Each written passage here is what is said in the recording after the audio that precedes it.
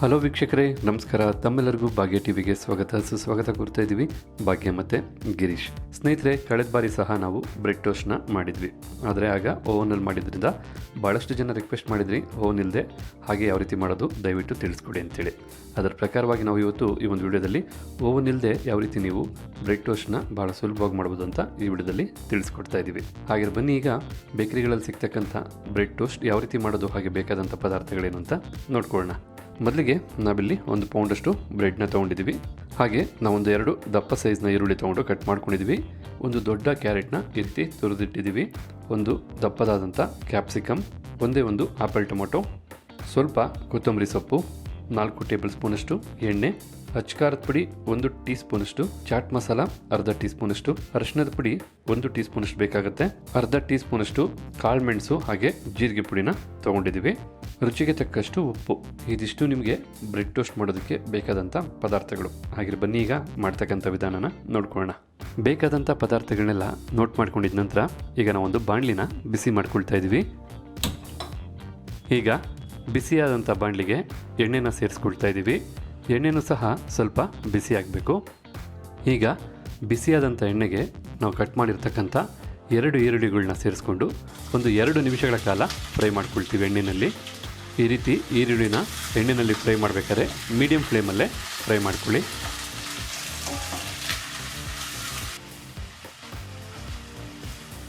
ಈಗ ಇಲ್ಲಿ ನೋಡ್ತಾ ಇದ್ರಲ್ಲ, ಈರುಳ್ಳಿನ 2 ನಿಮಿಷಗಳ ಕಾಲ ಮೀಡಿಯಂ ಫ್ಲೇಮಲ್ಲೇ ನಾವು ಫ್ರೈ ಮಾಡ್ಕೊಂಡಾಯಿತು. ನಂತರ ಕಟ್ ಮಾಡಿದಂಥ ಒಂದು ಕ್ಯಾಪ್ಸಿಕಮ್ನ ಸೇರಿಸ್ಕೊಳ್ತಾ ಇದ್ದೀವಿ. ಜೊತೆಗೇ ತುರಿದಿಟ್ಟಂಥ ಒಂದು ಕ್ಯಾರೆಟ್ನೂ ಸಹ ಸೇರಿಸ್ಕೊಳ್ತಾ ಇದ್ದೀವಿ. ಅದೇ ರೀತಿಯಾಗಿ ಒಂದು ಆಪಲ್ ಟೊಮೊಟೊ ಕಟ್ ಮಾಡಿದ್ದು ಸೇರಿಸ್ಕೊಳ್ತಾ ಇದ್ದೀವಿ. ಈಗ ಇದನ್ನೆಲ್ಲ ಸೇರಿಸಿ ಮತ್ತೆ ಒಂದು 2 ನಿಮಿಷಗಳ ಕಾಲ ಈರುಳ್ಳಿ ಜೊತೆ ನಾವು ಫ್ರೈ ಮಾಡ್ಕೋಬೇಕಾಗತ್ತೆ. ಇಲ್ಲಿ ಮುಖ್ಯವಾಗಿ ಗಮನಿಸಬೇಕಾದಂಥ ವಿಚಾರ ಏನಂದರೆ, ನಾವು ಸೇರಿಸಿರ್ತಕ್ಕಂಥ ಯಾವುದೇ ತರಕಾರಿ ಆಗ್ಬೋದು, ಕಂಪ್ಲೀಟ್ 100% ಬೇಯಬಾರ್ದು ಅಂತೆ ಫ್ರೈ ಆಗಬಾರ್ದು. ಒಂದು 60ರಿಂದ 70 ಭಾಗ ನೀವು ಬೇಯಿಸ್ಕೊಂಡ್ರೆ ಅಥವಾ ಫ್ರೈ ಮಾಡಿಕೊಂಡ್ರೆ ಸಾಕಾಗುತ್ತೆ.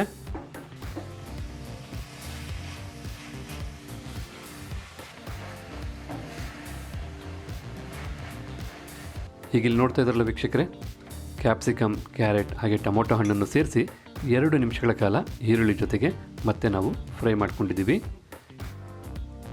ನಂತರ ನಾವೀಗ ಮಸಾಲ ಪುಡಿಗಳನ್ನ ಸೇರಿಸ್ಕೋಬೇಕಾಗತ್ತೆ. ಅರಿಶಿಣದ ಪುಡಿನ ಸೇರಿಸ್ಕೊಳ್ತಾ ಇದ್ದೀವಿ. ನಂತರ ಚಾಟ್ ಮಸಾಲಾನು ಸೇರಿಸ್ಕೊಳ್ತಾ ಇದ್ದೀವಿ. ಹಾಗೆ ಅಚ್ಕಾರದ ಪುಡಿ,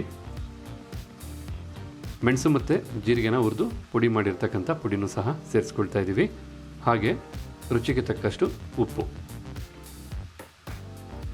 ಮಸಾಲ ಪುಡಿಗಳನ್ನೆಲ್ಲ ಸೇರಿಸಿದ ನಂತರ 1 ನಿಮಿಷಗಳ ಕಾಲ ಚೆನ್ನಾಗಿ ಮಿಕ್ಸ್ ಮಾಡಿಕೊಂಡು ಬಿಸಿ ಮಾಡ್ಕೋಬೇಕಾಗತ್ತೆ.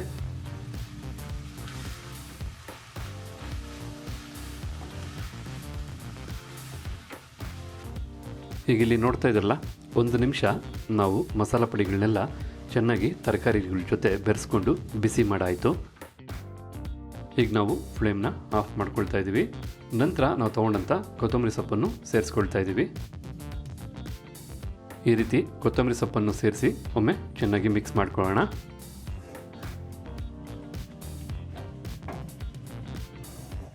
ನಂತರ ನೀವು ಇಲ್ಲಿ ನೋಡ್ತಾ ಇದ್ರಲ್ಲ, ಒಂದು 5ರಿಂದ 6 ನಿಮಿಷದೊಳಗಡೆ ಬ್ರೆಡ್ ಟೋಸ್ಟ್ ಮಾಡೋದಕ್ಕೆ ಬೇಕಾದಂಥ ಸ್ಟಫಿಂಗ್ ಇಲ್ಲಿ ರೆಡಿಯಾಗಿದೆ. ಈಗ ಇಲ್ಲಿ ನಾವು ಈ ರೀತಿಯಾಗಿ ಬ್ರೆಡ್ ಪೀಸನ್ನು ತೊಗೊಂಡಿದ್ವಿ. ನಾವು ಬಾಣಲಿಲಿ ಚೆನ್ನಾಗಿ ಫ್ರೈ ಮಾಡಿ ರೆಡಿಯಾದಂಥ ಸ್ಟಫಿಂಗ್ನ ಬ್ರೆಡ್ ಪೀಸ್ ಮೇಲೆ ಈಗ ಸೇರಿಸ್ಕೊಳ್ಳೋಣ.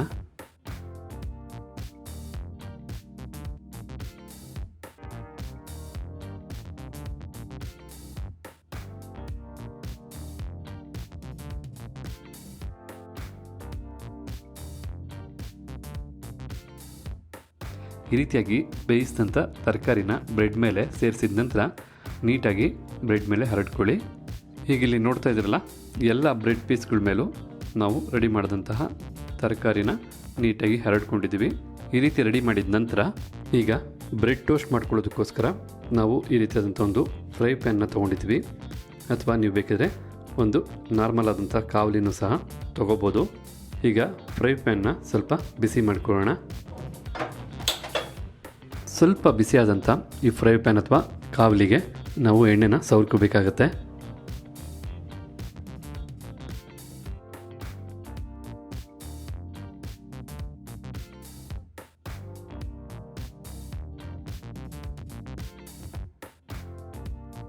ಈ ರೀತಿ ಎಣ್ಣೆನ ನಾವು ಸವರಾದ ನಂತರ ನಾವು ರೆಡಿ ಮಾಡಿದಂತಹ ಬ್ರೆಡ್ನ ಜೋಡಿಸ್ಕೊಳ್ತಾ ಇದ್ದೀವಿ ಪ್ಯಾನ್ ಒಳಗಡೆ. ನಮಗಿಲ್ಲಿ 4 ಬ್ರೆಡ್ಡು ಒಟ್ಟಿಗೆ ಟೋಸ್ಟ್ ಮಾಡ್ಕೊಳ್ಳೋದಕ್ಕೆ ಅವಕಾಶ ಇದೆ. ನೀವು ಕಾವಲಿ ಮೇಲೆ ಈ ರೀತಿ ಬ್ರೆಡ್ ಇಟ್ಟು ಟೋಸ್ಟ್ನ ರೆಡಿ ಮಾಡ್ಕೋಬೇಕಾದ್ರೆ ನಿಮ್ಮ ಕಾವಲಿ ಸೈಜ್ಗೆ ಅನುಗುಣವಾಗಿ 2, 3, 4 ಎಷ್ಟು ಬೇಕಾದ್ರೂ ನೀವು ಇಟ್ಟು ಈ ರೀತಿ ಬ್ರೆಡ್ ಟೋಸ್ಟ್ ಮಾಡ್ಕೋಬೋದು. ಮತ್ತು ಬ್ರೆಡ್ ಟೋಸ್ಟ್ನ ನಾವು ಮೀಡಿಯಮ್ ಫ್ಲೇಮಲ್ಲೇ ಮಾಡ್ಕೊಳ್ತಾ ಇದ್ದೀವಿ. ಮೊದಲೇ ನಾವು ಒಂದು 60ರಿಂದ 70 ಭಾಗ ತರಕಾರಿಗಳನ್ನೆಲ್ಲ ಫ್ರೈ ಮಾಡ್ಕೊಂಡಿರೋದ್ರಿಂದ ನಮಗೆ ಬ್ರೆಡ್ ಮಾತ್ರ ಸ್ವಲ್ಪ ಟೋಸ್ಟ್ ಆದರೆ ಸಾಕಾಗುತ್ತೆ. ನೀವೊಂದು 2ರಿಂದ 3 ನಿಮಿಷ ಮೀಡಿಯಮ್ ಫ್ಲೇಮಲ್ಲೇ ಬ್ರೆಡ್ನ ಟೋಸ್ಟ್ ಮಾಡಿಕೊಂಡ್ರೆ ಸಾಕು, ಕ್ರಿಸ್ಪಿ ಆಗಿಬಿಡುತ್ತೆ. ಈಗ ಇಲ್ಲಿ ನೋಡ್ತಾ ಇದ್ರಲ್ಲ, ಸ್ವಲ್ಪ ಮಟ್ಟಿಗೆ ನಿಮಗೆ ಸ್ಮೋಕ್ ಅಂದರೆ ಹೊಗೆ ಬರ್ತಾ ಇದೆ. ಈ ಟೈಮಲ್ಲಿ ನಾವು ಫ್ಲೇಮ್ನ ಆಫ್ ಮಾಡ್ಕೊಳ್ಳೋಣ.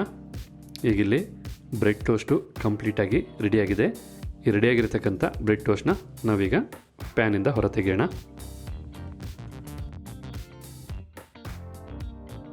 ಈಗ ಇಲ್ಲಿ ನೋಡ್ತಾ ಇದ್ರಲ್ಲ, ಬ್ರೆಡ್ಡು ಒಂದು ಸೈಡು ಎಷ್ಟು ಚೆನ್ನಾಗಿ ರೋಸ್ಟಾಗಿ ಟೋಸ್ಟ್ ಆಗಿದೆ ಅಂಥೇಳಿ. ಈ ರೀತಿಯಾಗಿ ನೀವು ಬ್ರೆಡ್ನ ಟೋಸ್ಟ್ ಮಾಡಿಕೊಂಡ್ರೆ ಸಾಕಾಗುತ್ತೆ.